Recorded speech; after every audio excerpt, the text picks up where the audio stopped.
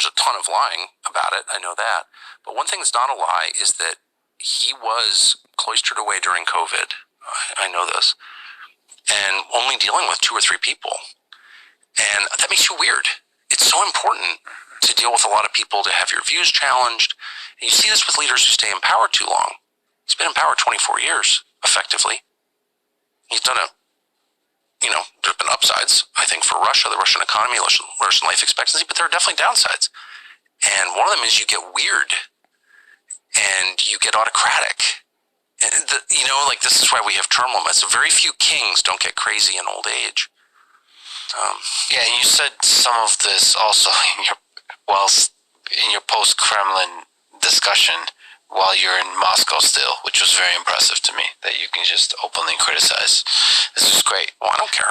I understand this. I just wish you did some more of that also with the supermarket video, and perhaps some more of that with Putin in front of you.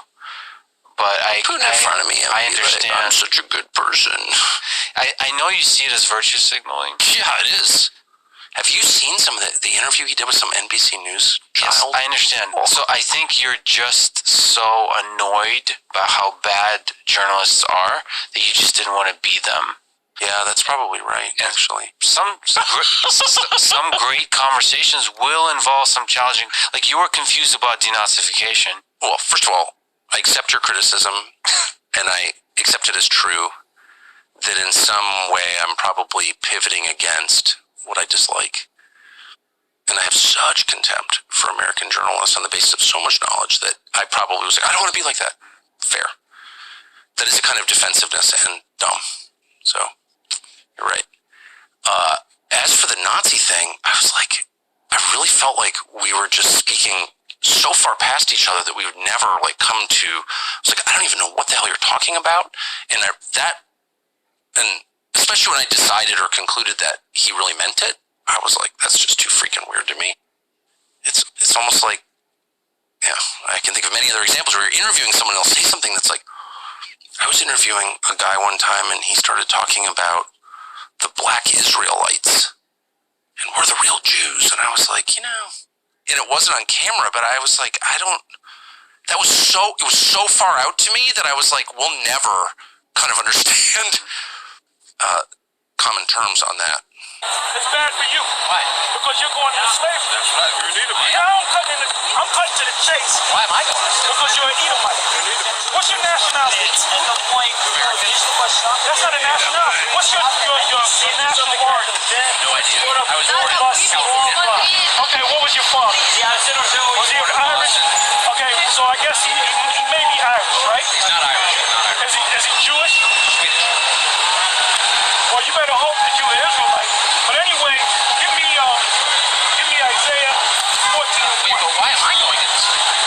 If you're a so-called white man, if your line goes back to the Edomites, do you know anything about Edom or Esau? Yeah. Okay, what do you know about Edom or Esau? Well, Esau was the brother Esau? Jacob's brother? Jacob's brother. Yeah. Okay, who are the descendants of Jacob? I think the Jews and then the Arabs was the descendants of Esau. Are you talking about the white Jews? There you go. I don't know what I'm talking about. Okay, we're the descendants of Jacob. Okay. Jacob was a black man. Abraham was black. All right? Isaac, his son, was black. Right. Rebecca was black. So if they were all black, what color did Jacob would come out? He would come out as a black man. Right. Now, his brother Esau didn't come out as a black man. He came out as, I'll use this term, an albino. You see a black person that looks like a white person, right. They call him an albino. But guess what? White people are albinos too. You're an albino, okay? You're depressing me. Well, that's supposed to. Well, you gotta get ready, man. If you're an Edomite. When is this gonna happen? Very soon. It's happening now, as we talk. Go ahead. Isaiah 14:1. For the Lord will have mercy on Jacob and will yet choose Israel and set them in their own land. Because the first thing that you mentioned when I asked you your religion, you said Christian. Right.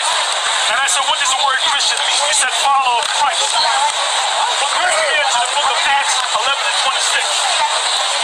Wait, can I say I'm going to show you a true Christian. Acts chapter 11 verse 26. And when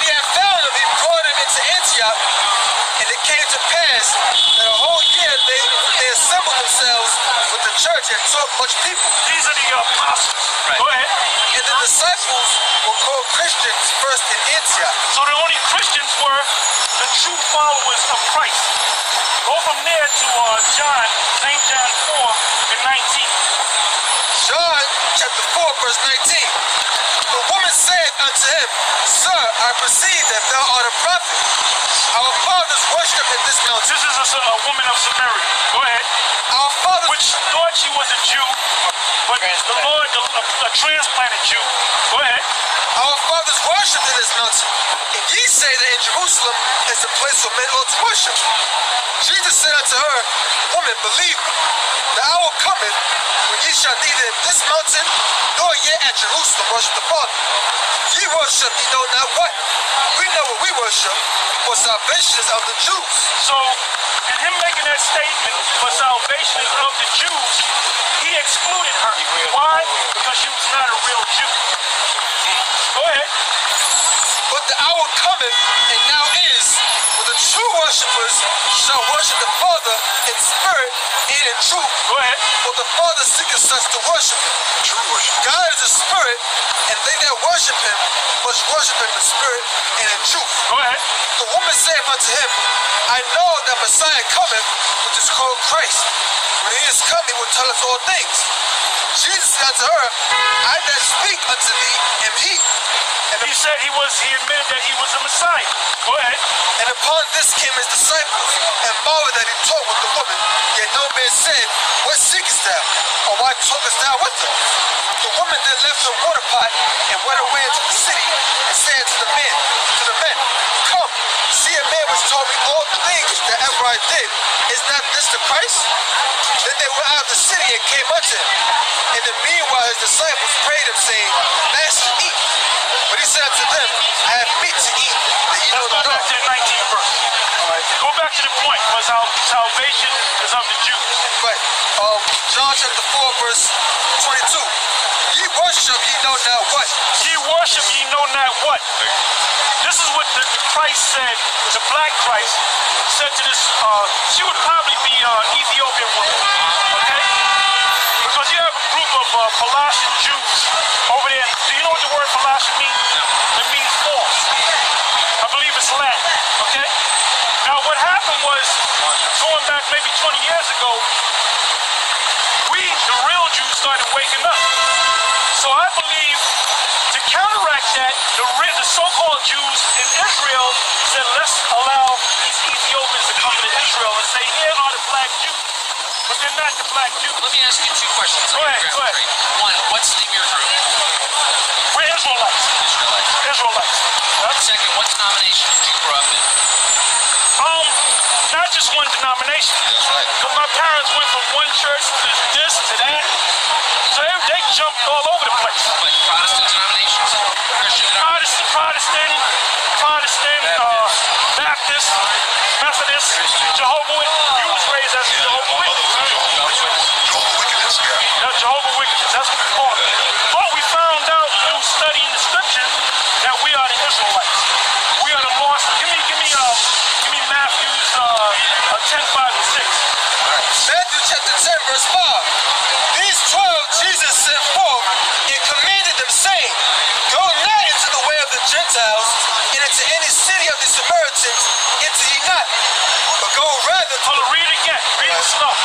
These 12 Jesus sent forth and commanded them, saying, Go not into the way of the That's called the Gentiles. Great Commission, right? Yes. He sent out the 12. And this is what he told the 12 to do. Go ahead. Go not into the way of the Gentiles. Hold up. Wait a minute. I thought we were supposed to save Gentiles. This is what the Lord said. This is what Christ said. Go ahead.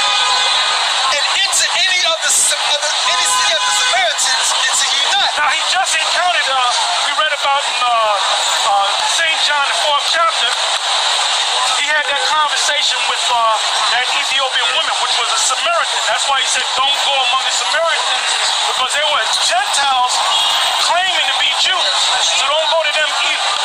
Go ahead. But go rather to the lost sheep of the house of Israel. Go ahead. And as ye go, preach, saying, the kingdom of heaven is at hand.